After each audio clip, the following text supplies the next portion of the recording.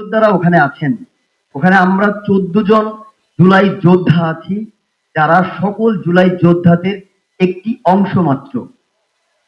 আমরা বাস্তবিক অর্থে ওখানে দেখেছি হেলিকপ্টার থেকে গুলি করার সময়। আমি যখন ছাত্রদের নেতৃত্ব ওখানে আমি ছিলাম, আমি ঢাকা বিশ্ববিদ্যালয়ের শিক্ষার্থী এবং একটি ছাত্র সংগঠনের সাথে যুক্ত থাকার কারণে আমার অতীত অভিজ্ঞতা নিয়ে আমি ওখানে ছাত্রদেরকে একত্রিত করছিলাম। আমাদের এক পাশে আওয়ামী লীগ পুলিশ ছিল, আরেক পাশে আমরা ছাত্র জনতা ছিলাম।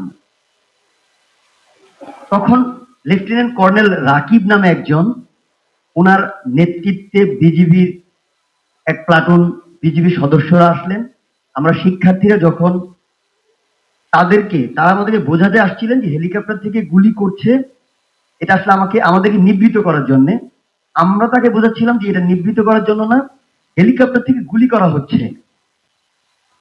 উনিও বুঝছিলেন না, আমরা বোঝাতে পারছিলাম না। এমন একটা পর্যায়ে আমরা ছাত্র জনতা ধাক্কাতে ধাক্কাতে যখন তাকে বিজিবির গেট পর্যন্ত নিয়ে গেলাম, বিজিবির সদস্যরা যখন জিম্মি হয়ে গেল, তখন সেই লেফটেন্যান্ট কর্নেল রাকিব আসলেন আমার কাছে, এসে আমাকে বললেন, ভাই আপনাকে অনুরোধ করছি, আমাদের প্রত্যেকেরই পরিবার আছে, আমাদের জীবন ভিক্ষা দেন।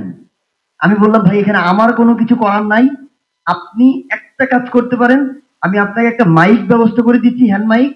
আপনি হ্যান্ড মাইকটা নিয়ে শুধু আমাদের আন্দোলনের সাথে একাত্মতা ঘোষণা করেন।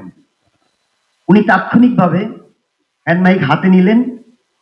উনি শিক্ষার্থীদেরকে বললেন, এই অস্ত্র আপনাদের টাকায় কেনা, আমিও শিক্ষার্থী ছিলাম, আমারও পরিবার আছে, আমরা কেউই আপনাদেরকে গুলি করতে আসেনি। আপনাদের যে মেসেজ, এটি আমি হেডকোয়ার্টারে পাঠাচ্ছি এবং আমি আপনাদের আন্দোলনের সাথে একাত্মতা ঘোষণা করছি। এই ঘটনাটি ছিল 28 জুলাই বিটিভিতে আগুন লাগার পূর্বে একটি উল্লেখযোগ্য আমাদের অর্জন, যেখানে আমরা দেখতে পেয়েছিলাম আমাদের যাদের সন্তানরা তখন স্টুডেন্ট, পড়াশোনা করছেন, ইতিমধ্যে গুলিবিদ্ধ হয়েছেন, তাদের মা বাবার যে কষ্ট তারা অনুধাবন করেছেন।